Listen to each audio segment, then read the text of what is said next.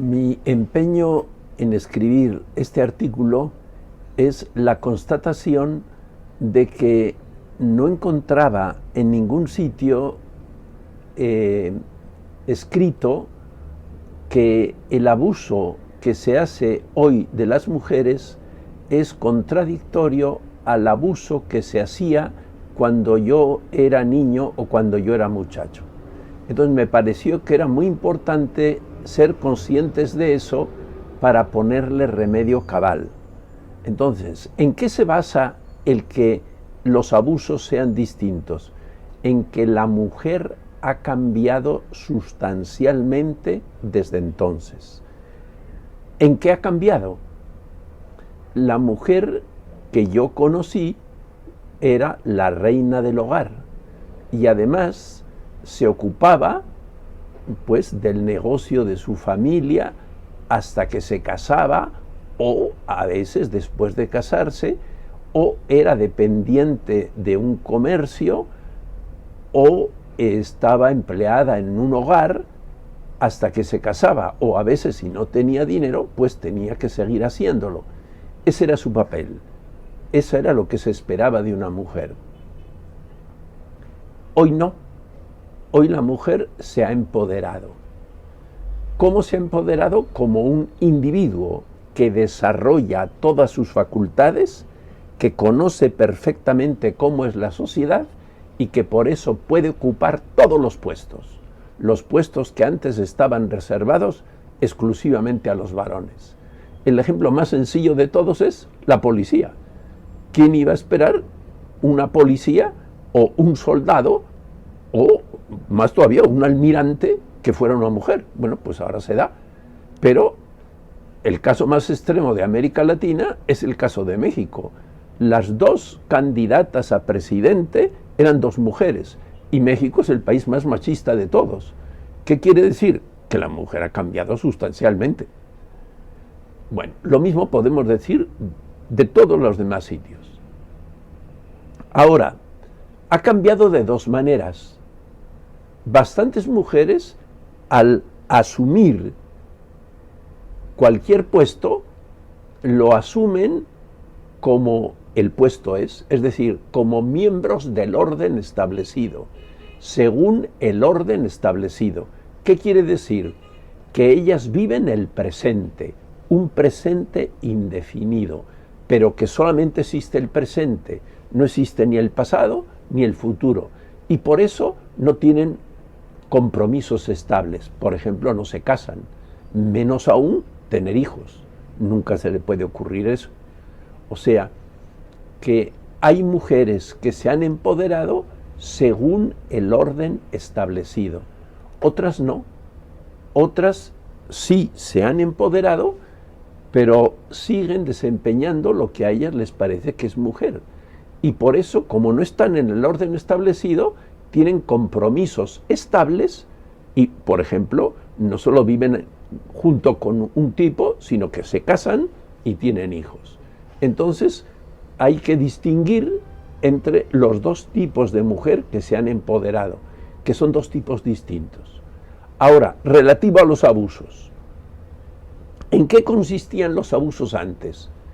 En que el varón que se creía superior a la mujer, como no tenía conciencia de la propia dignidad, si hacía lo que a él no le parecía, la maltrataba.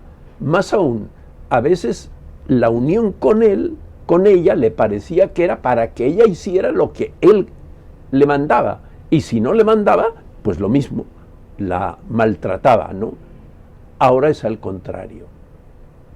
¿Qué sentido tiene hoy el abuso a la mujer? Que el varón se siente acomplejado, se siente disminuido. Esta señora va delante de mí y por eso el abuso es síntoma de resentimiento, es decir, no de superioridad, sino al contrario, de inferioridad. Entonces, si yo no caigo en cuenta de que el abuso actual es contrario al abuso de antes, si yo le digo al varón, no abuse usted, no sea usted dominante, no sé lo que le estoy diciendo, si el otro lo está haciendo por lo contrario. Estoy todavía aumentando, o sea, me tengo que hacer cargo de lo que significa hoy el abuso para decirle, oiga, no, mire, usted también puede crecer. Yo eso me di cuenta conforme iban avanzando los años 80 en la comunidad que yo tenía en Petare. La mayoría, tanto de varones como mujeres, tenían primaria. Algunos habían llegado a secundaria, pero lo ordinario es primaria. Al acabar los años 80 y al principio de los 90, casi todas las mujeres se habían graduado en la universidad. De los varones, ninguno. Entonces, como los varones les querían, porque me constaba, porque aunque no venían ordinariamente, cuando había algún evento siempre venían, y realmente les querían a sus mujeres, lo que hacían era pullas. Ahí va la doctora, ese tipo de pullas, pero no pasaban de ahí. Ahora, los que no les querían, pues naturalmente que entonces, claro, que entonces les herían, ¿no? O sea que ahí es donde me empecé a dar cuenta. Decir, mira, estas señoras están avanzando, estos señores no están avanzando nada. Ahora, esas mujeres eran muy cristianas y no eran según el orden establecido. Por eso tenían hijos, tenían comunidades, se agrupaban, no eran meros individuos que yo crezco en el orden establecido. Otras no son así. Ese es el sentido del artículo. Respecto del cristianismo, ¿qué hay que decir? Algo absolutamente obvio.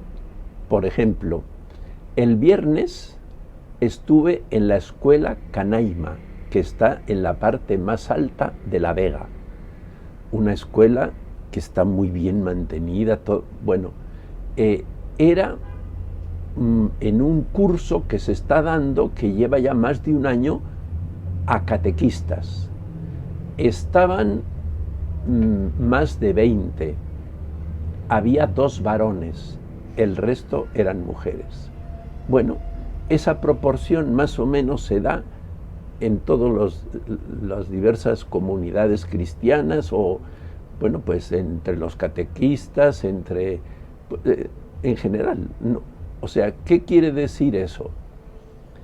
Que el cristianismo en Venezuela, en gran medida, lo llevan las mujeres.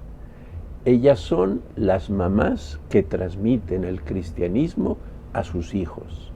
Ellas forman grupos que en sus ambientes tienen actividades religiosas, con gran autonomía, aunque a veces invitan al párroco a que haga algo que es propio del cura, ¿no? Pero no esperan a ver lo que dice el cura, ¿no? Ellas son sujetos de su cristianismo y entonces viven su cristianismo de una manera muy personalizada y por eso lo transmiten a los demás y por eso lo comparten.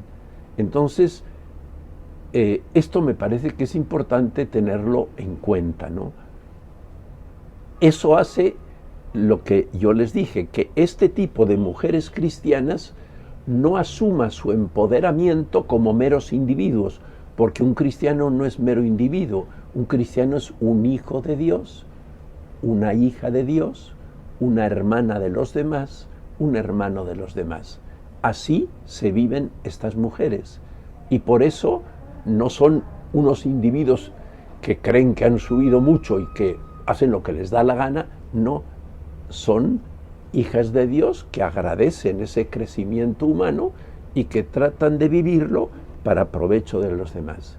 Y en el cristianismo, ¿qué hay que decir? Bueno, pues que el cristianismo lo llevan las mujeres. ¿Qué significa eso? Que a mí me parece que para la sobrevivencia del cristianismo vivo son más importantes las mujeres que los curas. ¿Eso qué quiere decir?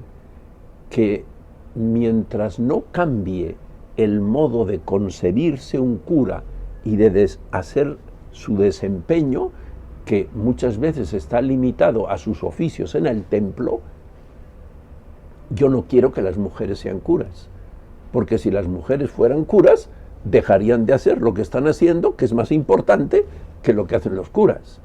Ahora, si cambiara el modo de desempeñarse los curas y fuera un ministerio para tratar de ayudar, como hacen las mujeres en sus ambientes, entonces no tengo ningún rollo de que las mujeres sean curas.